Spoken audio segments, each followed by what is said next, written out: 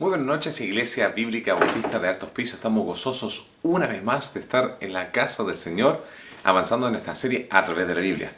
Ya hemos abarcado diversos libros a través de esta serie, empezando desde Génesis, avanzando con lo que son los libros de la ley, de Génesis a Deuteronomio, los cuales son 5. Luego avanzamos con libros históricos, los cuales son 12. Luego los libros que son poéticos o de sabiduría, que avanzamos con otros 5 más. Los profetas mayores, que empieza con Isaías y termina con el libro de Daniel, otros 5 más. Y ahora finalmente vamos a comenzar lo que va a ser la serie en los profetas menores. Ahora, no sé si se percataron en las repeticiones de estos números, ¿ya? La Biblia habla en algunos casos de la importancia del número, como Dios obra a través de estas secuencias numéricas, pero vemos 5, 12, 5, 5 y ahora finalmente 12. Ahora, cuando viene al tema de los diferentes segmentos de la Biblia, yo creo que no habría segmento más oscuro que el de los profetas menores. Ahora, cuando hago referencia a oscuro, no hablo acerca de algo de tinieblas o pecaminoso o deprimente o negativo. Simplemente hablo acerca del hecho de que la gran mayoría de los predicadores se concentran en los evangelios, las epístolas, además tal vez los salmos, proverbios, y poco a poco se empiezan a desvanecer, tal vez el libro de Génesis por aquí o por allá en la historia de Moisés. Después va bajando más y más a los libros históricos, tal vez los profetas mayores, pero en mi opinión el segmento más omitido cuando viene a un estudio profundo o a ocuparlos en las prédicas sería el tema de los profetas menores. Entonces muchos creyentes el día de hoy, incluso algunos hasta pastores, no se han profundizado mucho en este tema. Entonces me gustaría proveer una enseñanza en esta categoría de los profetas menores a través de este estudio, que va a ser un poquito más claro para nosotros entender, comprender y además compartimentizar lo que son estos 12 individuos usados por Dios. Ahora, la manera en que lo vamos a hacer, en vez de empezar con Oseas, ir un profeta menor por semana hasta el libro de Malaquías, lo cual hice el año pasado, voy a tomar estos 12 profetas y los voy a categorizar en una de 4 categorías, ¿ya? Entonces las 4 categorías, los cuales tienen algo en común un libro con el otro, serían los profetas número 1 que profetizaron en dirección a Judá, esto sea Jerusalén o Judá y los contornos. Judá siendo la nación del sur que se dividió del norte después del reinado del rey Salomón, hijo de David, ya ahí se dividió el reino en 2. Y aquí vamos a ver 4 profetas específicos, empezando con Miqueas, el cual de orden desde Oseas hasta Malaquías sería el profeta número 6 mencionado. Luego vamos a ver a Habacuc, que es el número 8, y lo hago de esta manera para que sea un poco más fácil encontrarlo cuando estamos haciendo este estudio. Luego vamos a saltar hacia atrás al profeta Joel, ¿ya? Y finalmente vamos a culminar todos con el profeta Sofonías, que sería el número 9 en el orden de los profetas menores que tenemos en nuestra Biblia Reina Valera.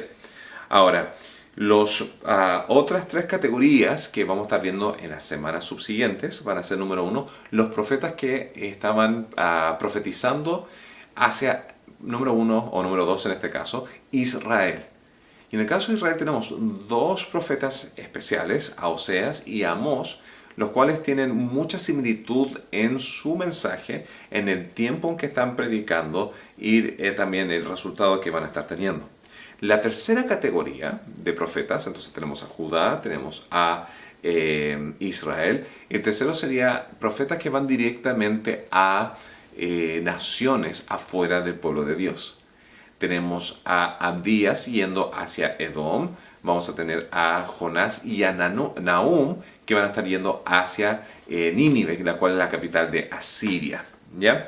Y finalmente la cuarta categoría de profetas que vamos a estar estudiando van a ser los profetas post-exilio. Y eso significa que, como hemos visto en la parte histórica, a través de Daniel, a través de Jeremías, Ezequiel, además de los tiempos de los reyes, después de que Jerusalén cayó en manos de Babilonia, 70 años después, Dios había profetizado a través de Jeremías que iban a regresar.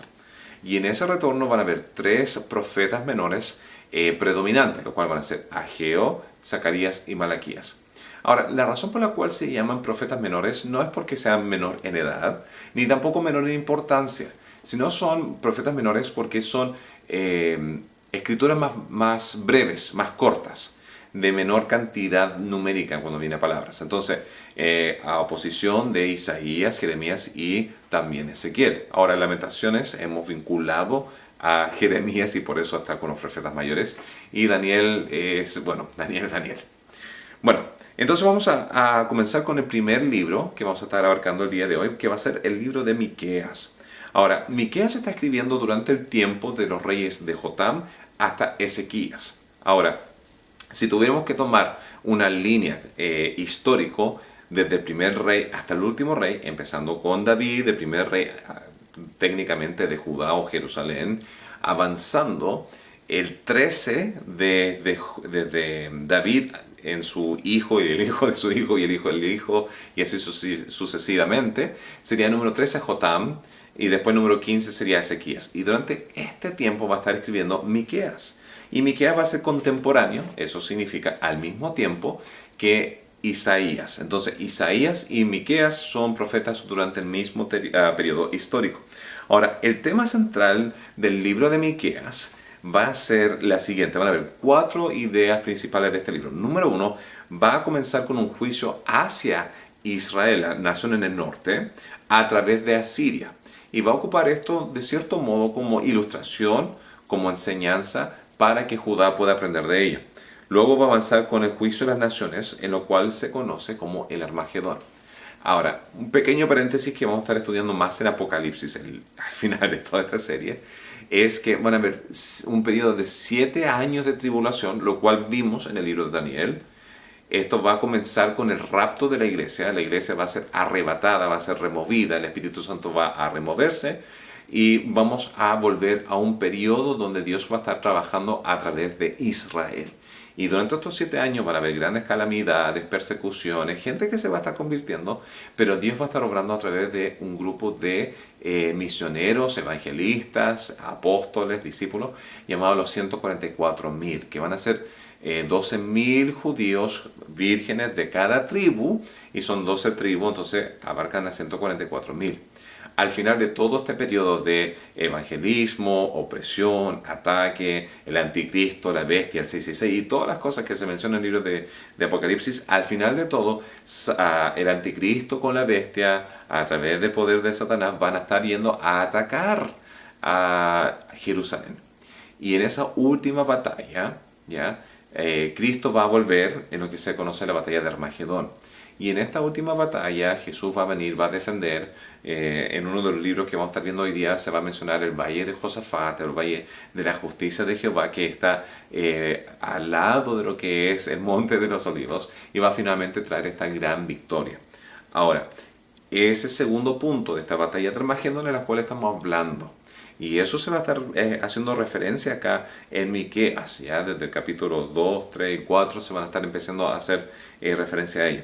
Ahora, luego en capítulo 5 va a haber la solución mesiánica, ¿ya? Y el texto principal de todo el libro, y el texto más conocido del libro de Miqueas, al cual se me refiere casi cada año durante el tiempo de Navidad, es Miqueas 5.2, donde habla acerca del origen de dónde va a venir el Mesías. Y habla específicamente de Belén, ya la ciudad de David, pero de Belén va a salir el Mesías, ¿ya? El que va a salvar al mundo. Y finalmente vamos a ver una última restauración de todo. Y eso va a ser algo bien típico de los profetas, donde empiezan con un gran juicio, con una gran culpa, con una gran calamidad, y donde Dios va a venir y va a tener que limpiar lo que está pasando en el mundo. Y al final de todo el libro lo que va a pasar es que Dios va a traer una gran restauración, ¿ya? Entonces esa es como la idea general del libro de Miqueas. Ahora, algunos textos que me gustaría recalcar, lo vamos a dividir en 2 partes. La primera parte de texto que voy a estar compartiendo va a estar reflejando la naturaleza del hombre en su origen de maldad. Y esto va a ser dentro de los cargos de liderazgo que estaban en Israel. Y el principio para nosotros aprender de estos versículos es, cuando Dios tiene una institución, sea del gobierno, o sea de la iglesia, o sea de Israel, y está siendo dirigido a través de gente no regenerada, gente no salva, el producto va a ser las cosas que vamos a estar viendo el día de hoy en estos textos ahora que va a estar compartiendo, que va a estar realmente reflejando la naturaleza del hombre tal como es. Y entonces esa va a ser la primera parte de Miqueas que vamos a estar viendo. La segunda parte del libro de Miqueas vamos a estar reflejando algunos textos que son mucho más alentadores, promesas de restauración, de dedicación y de salvación. Entonces, ¿cómo podemos ver la naturaleza del hombre? Comenzamos con capítulo 2 de Miqueas, si quieren abrir sus Biblias ahí, y vamos a estar en versículos 1 y 2, ¿ya? La palabra de Dios dice lo siguiente: hay de los que en sus camas piensan iniquidades o iniquidad y maquinan el mal, y cuando llega la mañana lo ejecutan, porque tienen en su mano el poder. Codician las heredades y las roban, y casas y las toman, oprimen al hombre y a su casa, al hombre y a su heredad. Ahora, acá hay múltiples factores que deberíamos recalcar. Para empezar, acá vemos un problema de maldad que no es el resultado de un accidente, no es el resultado de una reacción o un impulso que fue algo en el momento, ni lo pensé. No, acá hay una predeterminación, una intencionalidad de hacer maldad. Ahora, según el gobierno actual que tenemos en nuestra hermosa patria Chile, se trata de juzgar al individuo no solamente a través de las acciones que fueron perpetradas, sino a través de la intencionalidad detrás de ello. Si se puede convencer que la intención de la acción que ocurrió fue en estado de tal vez demencia o locura, o está fuera de su razonamiento, la tipo de condenación que va a tener a veces va a ser fluctuante. Si el resultado fue algo predeterminado, o si fue un accidente, o si pudo haberse mantenido fuera de haber ocurrido eso, si se pudo haber prevenido, hay diferentes maneras en que se va a juzgar según la ley chilena. Y eso se ve mucho en el mundo occidental. No se ve, aunque se ve mucho el tema de la acción en sí, la intención detrás es algo sumamente importante en el ámbito legal. Ahora, en otro modo, la otra cara de la moneda, mi hermano pasó un tiempo donde trabajó para las aerolíneas del LAN. Y él tenía amigos que estaban en diferentes cargos dentro de las aerolíneas. Y uno de ellos trabajaba en la torre de control. Y cuando uno trabajaba en torre de control tenía que firmar un papel diciendo que si ocurriera cualquier tipo de fatalidad a causa de su negligencia o una mala práctica o lo que sea, aunque no era su intención, esa persona terminaría preso. Y tenía que firmar un contrato hablando acerca de la severidad del peso de tener las vidas de otras personas bajo sus manos. Entonces, ahí estamos viendo acciones, intenciones, tal vez no se ven completamente, pero en el caso de Dios, y ahí está un punto sumamente importante, porque Dios va a verdaderamente va a juzgar, va a obrar según el conocimiento que Dios tiene, según la intencionalidad del hombre. Entonces, acá la intención era de robar, matar, ultrajar, apoderarse, y estaban maquinando según eso. Y Dios va a juzgar según la intencionalidad del hombre. Y eso para nosotros significa ¿qué? Eso significa que nosotros debemos ser más cautelosos, debemos guardar nuestros corazones, de cuidar nuestras intenciones que sean puras y honestas y santas ante Dios. Habían algunos otros puntos que quería recalcar, pero por tiempo voy a avanzar. Otro punto que refleja el corazón de los líderes en este texto, y una cosa que refleja harto nuestra cultura al día de hoy en el mundo occidental, se ve en capítulo 3, versículo 2, donde dice: vosotros que aborrecéis lo bueno y amáis lo malo, que le quitáis su piel y su carne de sobre los huesos, y sigue continuando los siguientes versos acerca de cómo ellos abusaban de las personas. Pero este versículo 2 habla acerca de que hay un cambio, una interacción entre lo que es bueno y lo que es malo, lo que es ética, lo que es moral, lo que es santidad, lo que es correcto, lo que no es correcto. Hay un intercambio. Y eso lo hemos podido percatar en nuestra cultura en los últimos 20, 30 años. ¿ya? Yo me acuerdo cuando yo estaba en la ciencia media, hubo una situación donde un compañero actuó de forma afeminada o homosexual. Y la profesora, cuando supo acerca del tema, tuvo que llamar a todos los padres para hablar con ellos acerca de lo que estaba pasando, pero todavía se atacaban, aunque no se juzgó al joven ni se hizo ningún tipo de ataque contra él, sino se comunicó para estar informando lo que estaba pasando. Aún ahí, hace 15 años atrás, cuando yo estaba en la secundaria, en la ciencia media, se veía como algo negativo. El día de hoy es lo opuesto. ¿Ya? Lo que antes era tan tajantemente erróneo, lo cual era el tema de la homosexualidad, el tema del adulterio, el tema de la pornografía, el tema de abusos de droga, de alcohol y todas esas cosas, el día de hoy hay un cambio, ¿ya? Donde lo bueno ya se considera malo y lo malo ya no se considera tan malo, sino tal vez también bueno. Ahí se ve el empuje acerca de la legalidad de algunas drogas con intenciones medicinales, que después va a tornarse en un ámbito recreacional y después la libertad del hombre.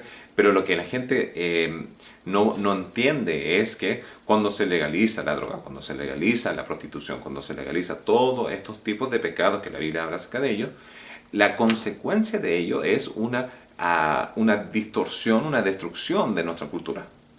Entonces, llaman a lo bueno lo malo bueno. Es una cosa de ver la televisión, a ver los videojuegos del día de hoy, revistas y música. Y todas esas cosas que venden, están vendiendo que lo malo es algo apelativo.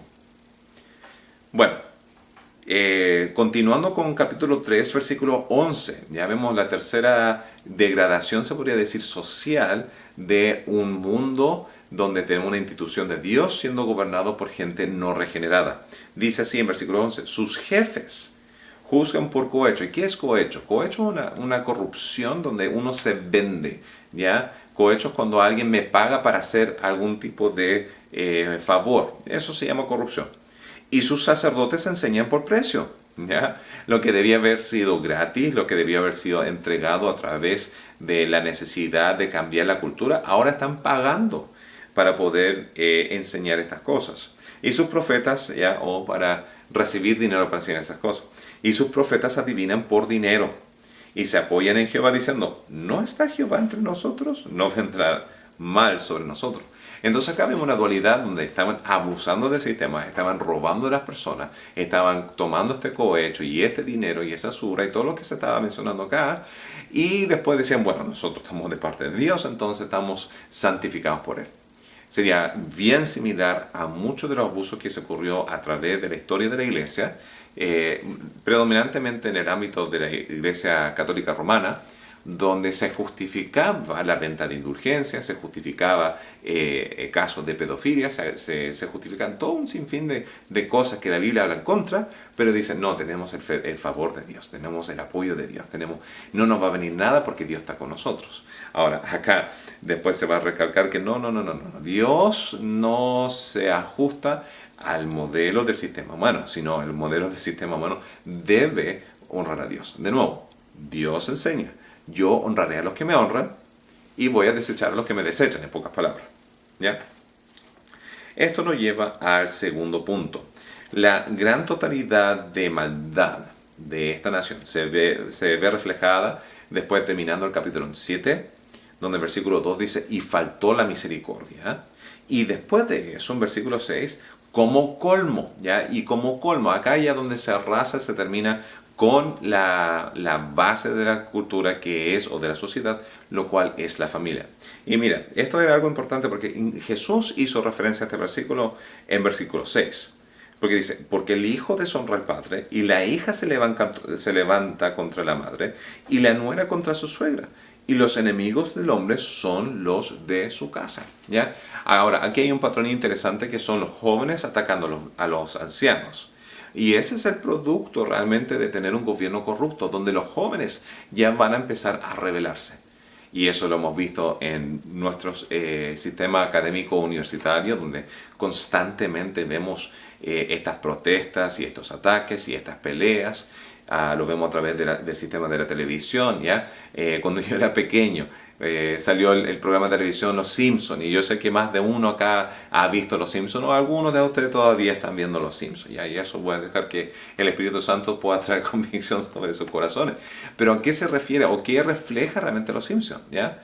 Reflejan realmente un joven Bart que es completamente rebelde, una persona que es osada, una persona que es necia, irrespetuosa y que siempre va ganando sobre gente como el padre de Abar, que es Homero, ¿ya? Ahora, no me preguntan por qué yo sé los nombres, es porque de otro he escuchado. Ahora, el punto principal es el siguiente. Vemos una cultura donde los jóvenes están atacando de vuelta a los padres y es el resultado de una cultura rota. Y siempre cuando una cultura está rota, ¿quiénes van a ser los que se van a estar rebelando? Van a ser los hijos, van a ser la juventud. Ahora, Cristo mencionó, recalcó este tema ya acerca de amar a padre o a madre, debe ser secundario a nuestro amor a Cristo.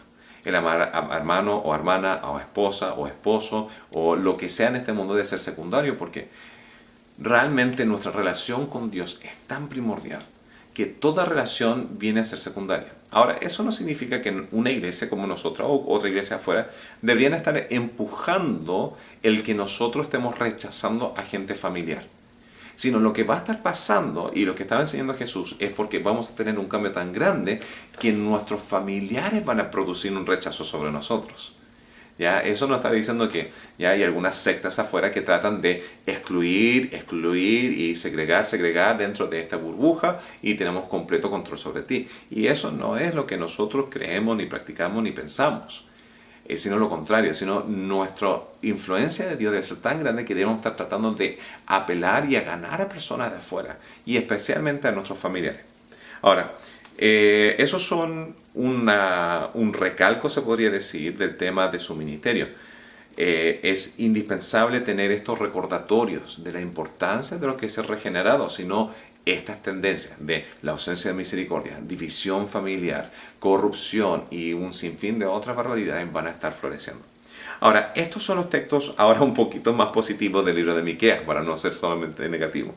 Dice así, en versículo 6-8, dice así, capítulo 6-8, vamos a ver el deseo de Dios. Entonces, eso es lo que estaba pasando, este es el deseo de Dios. Oh hombre, Él, Dios, te ha declarado lo que es bueno y que pide Jehová de ti. Si tú quieres saber qué es lo que Dios pide acerca de ti, acá te lo están respondiendo. Número 1, solamente hacer justicia, hacer lo que es correcto. Número 2, el amar misericordia, no solamente hacer lo que es correcto, ya justo o bueno, sino también además sobre ello demostrar misericordia. Y eso toma realmente un verdadero toque entendiendo cuándo deberíamos demostrar misericordia y cuándo abstenernos de demostrar misericordia. Cuándo demostrar corrección hacia el resto y cuándo no perseguir una corrección de aquellos que están también debajo de nosotros, sea nuestros hijos, aunque siempre es necesario que nuestros hijos tengan una corrección, pero no significa que cada vez va a tener una disciplina. No significa que cada vez va a ser tal vez motivado físicamente, ¿ya? Ahora, para aquellos que entiendan a lo que me estoy refiriendo. Luego, la tercera parte es y humillarte ante tu Dios. Humillarte ante tu Dios. Y esto significa básicamente el de que Dios queda arriba y yo me quedo abajo. Como Juan el Bautista dijo, y este debe ser nuestro deseo de cada uno de nosotros que estamos sentados en esta sala el día de hoy, es que Cristo debe aumentar en nuestras vidas y nosotros debemos menguar. Nosotros debemos humillarnos, nosotros debemos rebajarnos, porque se trata 100% todo acerca de Cristo, acerca de Dios. Él debe exaltarse y yo me debo humillar. Y realmente ese es nuestro rol, ¿ya?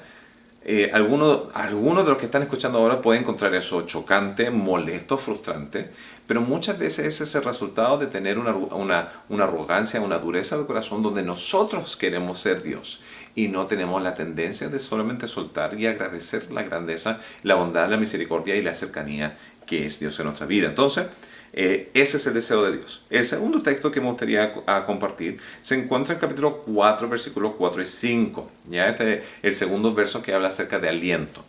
Dice así, este es un texto que demuestra esperanza, dedicación y conversión.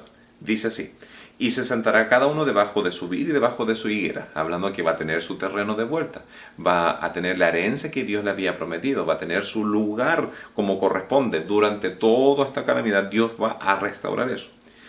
Y no habrá quien los amedrente, porque la boca de Jehová de los ejércitos lo ha hablado. Aunque todos los pueblos anden cada uno en el nombre de su Dios, nosotros con todos andaremos en el nombre de Jehová, nuestro Dios eternamente y para siempre. Y me encanta ese versículo porque dice, aunque el resto va tras su Dios, aunque el resto esté pecando, aunque el resto está haciendo mal, aunque el resto está entregando su vida a la destrucción, yo y mi pueblo y nosotros con todo andaremos en el nombre de Jehová. Y estamos hablando de dedicación, lo cual dedicación toma esfuerzo, ¿ya? Ser un cristiano no es fácil. Va a significar un punto en tu vida donde tú vas a tener que tomar una decisión de seguir avanzando aunque el resto ya no esté a tu lado. Bueno, tercer texto, y este es el más conocido, es capítulo 5, versículos 1 y 2. Incluso cuando viene Miqueas, si vas a saber un texto, este va a ser, ¿ya?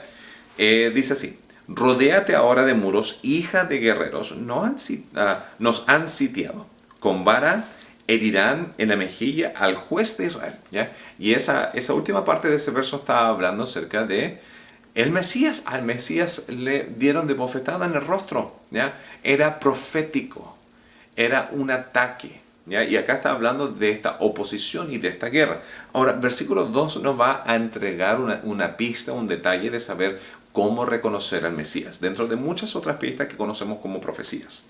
Dice así, pero tú, Belén, Éfrata, pequeña para estar entre las familias de Judá, de ti me saldrá el que será Señor en Israel. Y sus salidas son desde el principio, desde los días de la eternidad. Entonces acá está hablando acerca de este Mesías, este príncipe va a salir de Belén y realmente el comienzo, el origen, es desde la eternidad, o sea, no tiene comienzo. Jesús es eterno, Jesús es deidad y Dios, según este texto, ¿ya? Entonces, era aquí donde los líderes avisaron a los magos acerca de dónde debería nacer Jesús y ahí fue como ellos encontraron a Cristo. Cuarto texto motivante habla acerca de la gran esperanza que tenemos. Y este es un texto, wow, ya este es un texto que no es tan conocido como el previo, pero es un texto que te deja la boca abierta. Porque dentro de toda esta calamidad, dentro de toda esta maldad, dentro de toda esta corrupción, dentro de todo esto lo que está pasando, acá el libro termina con las últimas palabras. Dice así, ¿qué Dios como tú? Y voy a hacer un paréntesis aquí. ¿Qué Dios como tú? El nombre Miqueas, ¿ya? El nombre Miqueas significa ¿quién como Jehová? Entonces, este autor, que se llama Miqueas, que significa ¿quién como Jehová?, termina esta carta diciendo lo siguiente. ¿Qué Dios como tú? ¿Quién como Jehová? Que perdona la maldad y olvida el pecado del remanente de su heredad. No retuvo para siempre su enojo porque se deleita en misericordia. Nuestro Dios Jehová se deleita, se goza, encuentra placer en demostrar misericordia y bondad, porque esa es uno de los grandes atributos inmutables acerca de Cristo, o sea, de Jehová. Él volverá a tener misericordia de nosotros, sepultará nuestras iniquidades. Ahora, ¿cómo fue que sepultó nuestras iniquidades? Profético. Jesús fue sepultado y siendo Jesús sepultado, fue sepultado con Cristo todo nuestro pecado y echará en lo profundo del mar todos nuestros pecados. Entonces ese es el libro de Miqueas. Ahora rápidamente vamos a pasar con el libro de Habacuc, ya este segundo libro. Ahora, aquí tenemos un desafío porque el comienzo que nos da a este libro no nos da ninguna referencia ni a rey ni a tiempo. Entonces, ¿cómo podemos determinar que este es un texto que está hablando de Judá antes del cautiverio? Bueno, pista número 1. En capítulo 1, versículo 6, habla acerca, en el contexto del libro, que Dios iba a mandar a los caldeos para traer juicio sobre este pueblo, ¿ya? Entonces, sabemos que fue antes del cautiverio porque después del cautiverio no vino más los caldeos para venir a traer juicio, ¿ya? Entonces tenemos la referencia histórica. Número 2, la referencia de si es la nación del norte o del sur se ve al final del libro. En capítulo 3, versículo 19, esa última parte del libro, esos detalles al final, nos dan a entender que era parte, o ese segmento era parte de los mismos tipos de cantos de lamentación que se encuentra en el libro de los Salmos. Ahora, el libro de los Salmos es un libro de cánticos dedicado para que se canten ¿dónde? En el templo.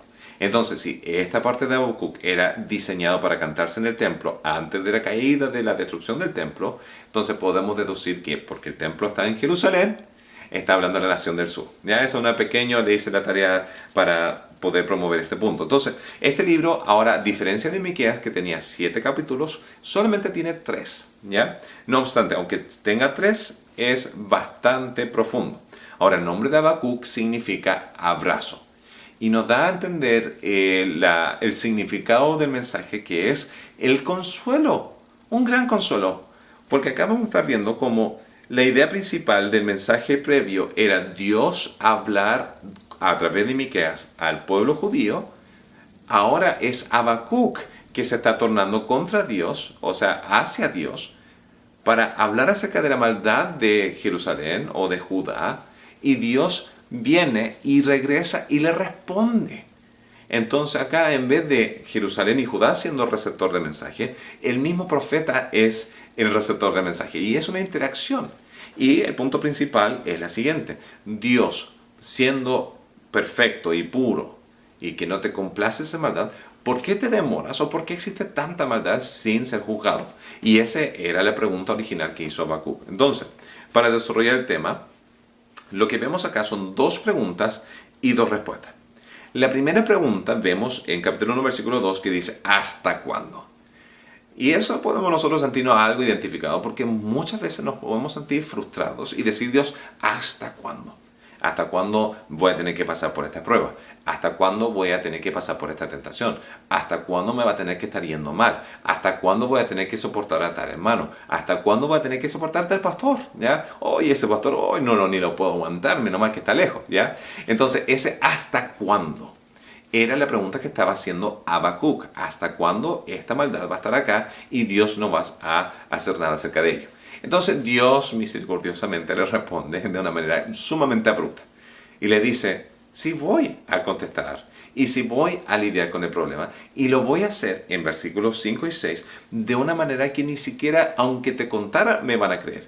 ¿Por qué? Porque voy a ocupar a una nación sumamente peor que Jerusalén, que son los babilonios y los caldeos, que son paganos, que no son éticos, que son sumamente bárbaros, son gente que hace bastante atrocidades, y van a estar asumiendo que toda esta victoria es a causa de su propia grandeza y no van a dar el crédito a Jehová. Entonces, esa respuesta chocante conlleva a la segunda pregunta de Habacuc, que se ve en versículo 12 de capítulo 1 hasta el capítulo 2, versículo 1. Dice: pero Dios, ¿cómo puedes ocupar a alguien peor? Si estoy pidiendo justicia por ahora con esta nación, ¿cómo vas a traer a alguien peor para traernos justicia?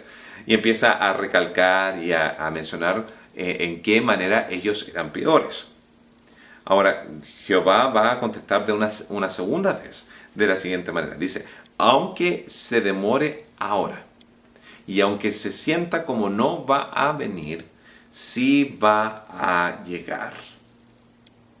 Y eso nos va a llevar a la clave del mensaje del día de hoy en el libro de Habacuc, que es: va a venir un juicio sobre Jerusalén, pero no obstante no voy a ser injusto con aquellos justos que están.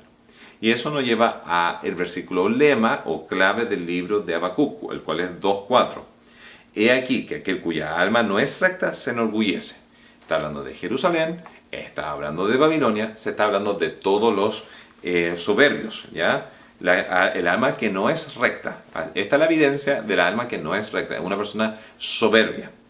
Mas el justo por su fe vivirá. Y este es un texto sumamente importante cuando viene al Nuevo Testamento, al concepto de la gracia.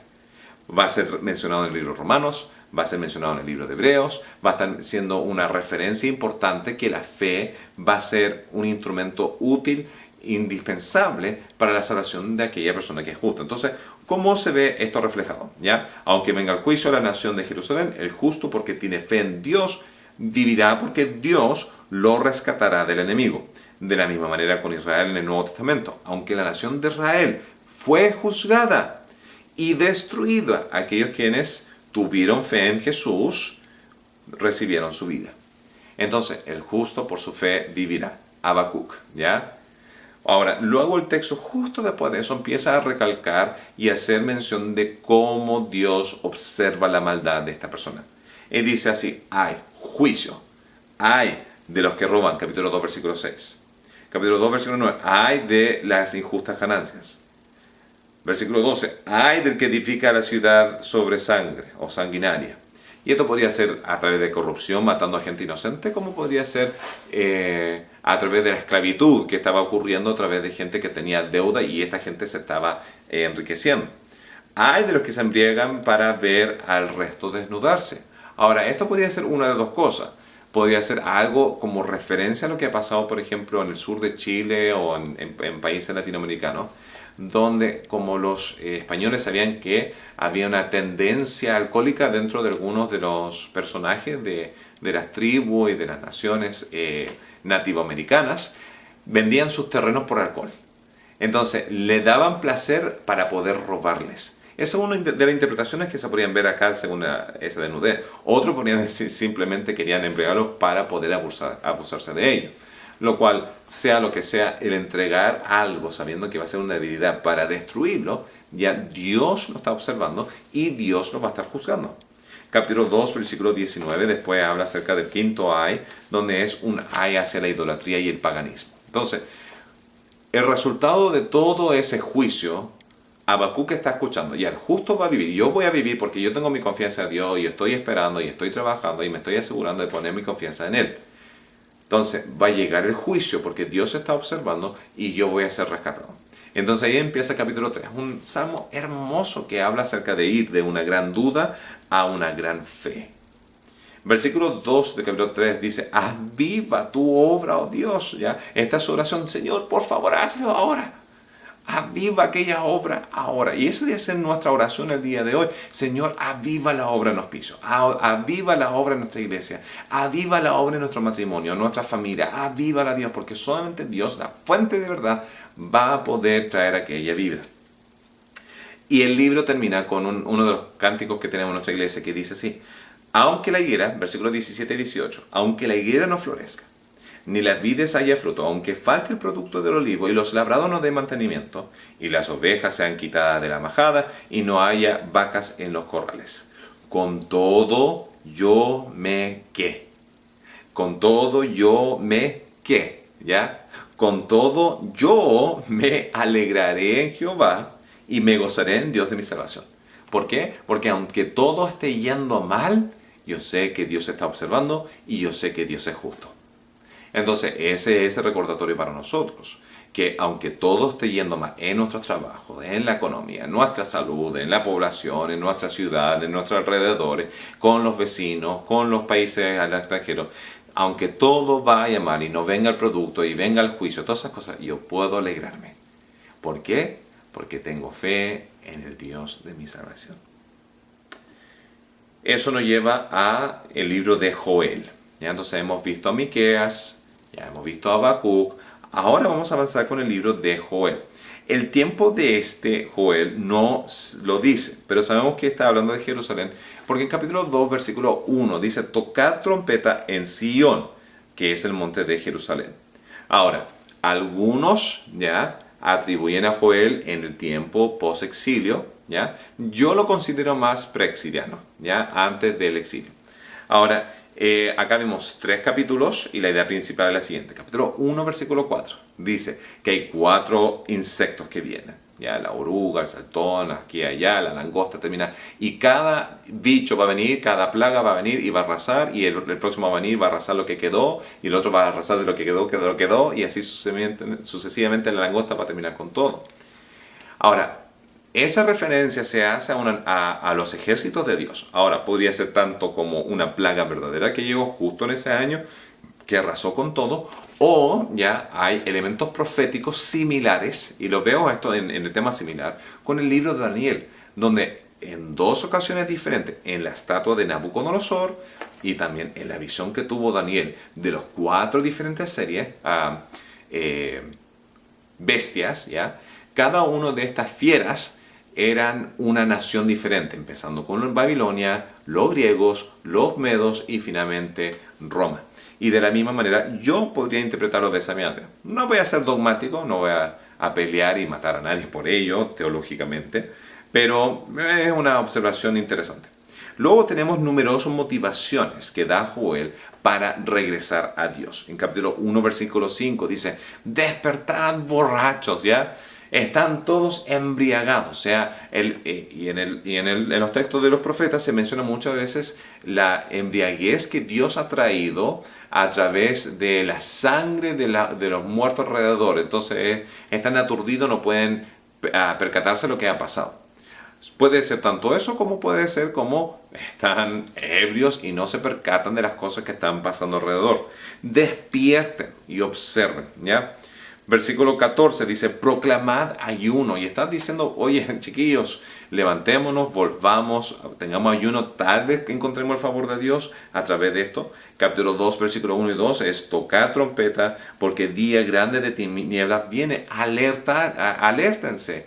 Despierten, ya, no estén acá holgazaneando, no estén acá durmiendo, no sean negligentes, no sean necios, sino estén atentos a lo que está pasando. De la misma manera nosotros, si nos está llegando calamidad tras calamidad, tras calamidad, tras calamidad, sentémonos y observemos, Señor, ¿es esto una prueba que me estás dando para crecer en mi fe?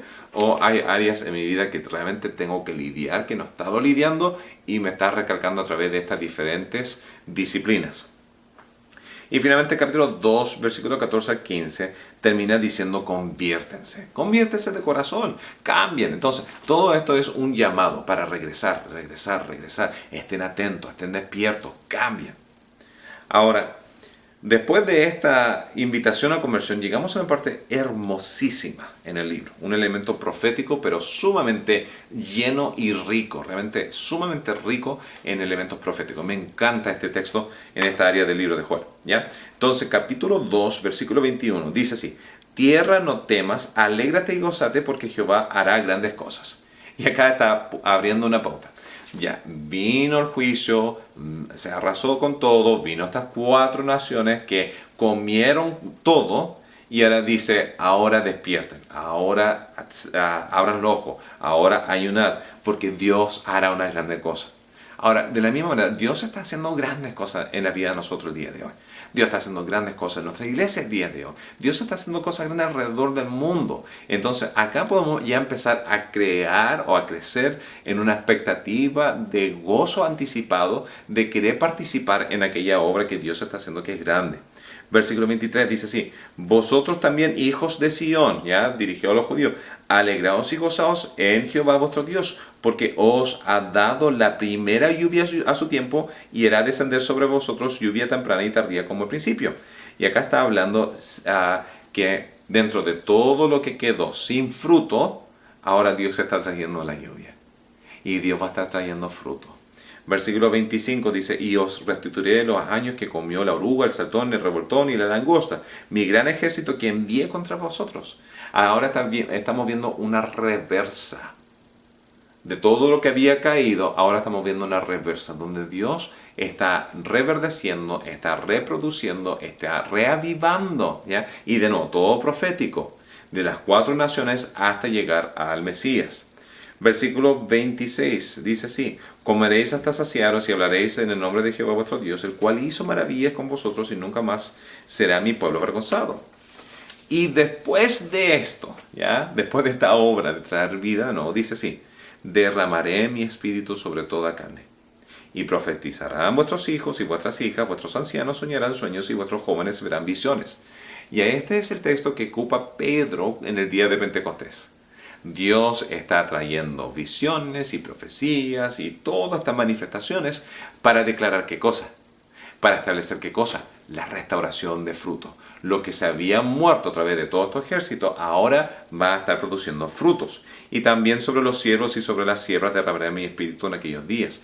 Y todo aquel que invocare el nombre de Jehová será salvo. Y ese texto es sumamente importante. Romanos 10:13 clama esta verdad, porque en el nombre de Sion y en Jerusalén habrá salvación, como ha dicho Jehová, y entre el remanente el cual él habrá llamado. Ahora, esta restauración de frutos de Israel, que se comenzó con el ámbito físico, termina siendo el ámbito espiritual. ¿Por qué? Cuando Jesús murió en la cruz, ¿ya? ¿Se acuerdan que era durante la fiesta de los panes sin levadura y específicamente en ese tiempo específico donde era la Pascua, cuando el Cordero fue matado por sacrificio? Ahora, ese domingo que vino después era otra celebración grandísima en el tiempo de las tradiciones judías, de las 7 festividades judías. ¿Por qué? ¿Qué se celebra? Los primeros frutos. Jesús resucitó ese domingo. Fue el primer de los frutos. 50 días después, cuando este texto se confirma, ¿ya? Se hace en el día de Pentecostés, el cual es lo equivalente en el hebreo, ¿ya? Porque Pentecostés es una palabra griega. Es el equivalente a la fiesta de las cosechas. Entonces Jesús resucitó en el día de los primeros frutos y después en el día de las cosechas, cuando llegó el resto de la ofrenda a Dios, por todo el producto que produjo Dios, ahí nació la iglesia, que somos nosotros, aquel fruto que Dios prometió que iba a estar trayendo. Y como manifestación Dios dice, esta obra es de Dios. Y por eso vertió sobre la iglesia el Espíritu Santo. Y en ese caso en específico se manifestó a través de lenguas y de profecías y de todos esos dones espirituales. ¿Ya? Versículo 32 dice que todo aquel que invocar el nombre de Jehová será salvo. Y es el punto principal donde todo está empujando a esta gran restauración. Capítulo 3 termina con un juicio de las naciones, en lo que nosotros habíamos mencionado antes como el Armagedón. Y se ven hasta elementos específicos acerca del Armagedón, el juicio de las naciones en ese último capítulo.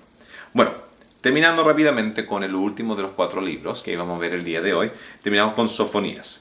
En los tiempos del rey Josías, ¿ya? El rey Josías es el último de los buenos reyes y después va a tener a 3 hijos que van a estar gobernando, van a ser llevados en cautiverio, van a ser llevados en esclavitud y van a morir desterrados de su territorio. Entonces, en este tiempo Sofonías sería contemporáneo con Jeremías.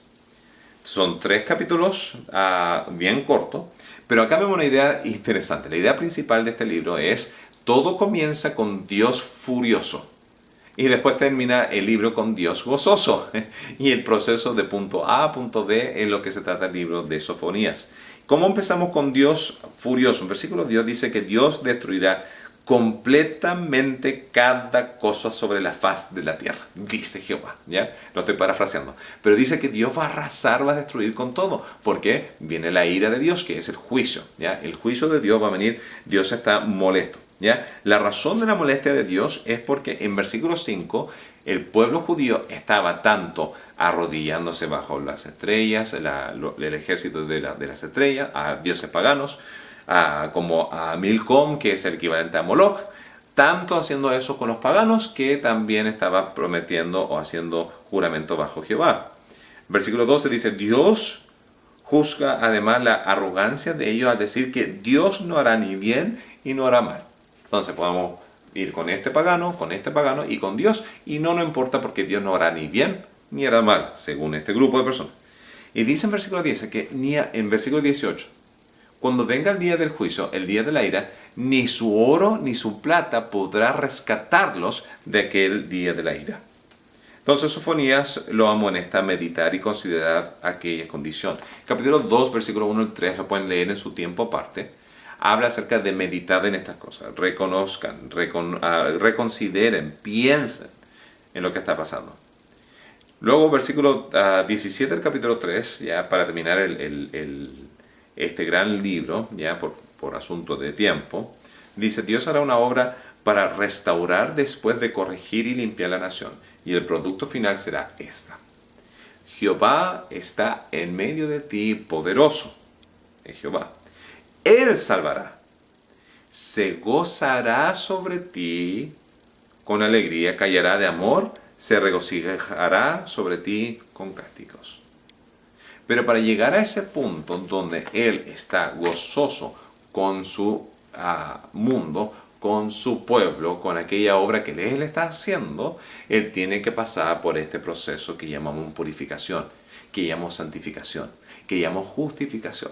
Entonces, para llegar a un punto de cambiar tal vez o redirigir esta gran destrucción a terminar con un gran gozo, la obra de Cristo, es el puente entre aquellas dos cosas. Antes de Cristo no podría haber ninguna restauración posible y solamente un fin destructivo sería el producto final. No obstante, Jesús hizo el vínculo entre aquellas dos cosas. Y bueno, esos son los profetas menores que abarca este punto en específico de el territorio o la tribu, mejor dicho, de Judá. Bueno, que el Señor les bendiga en esta noche y nos estaremos viendo pronto.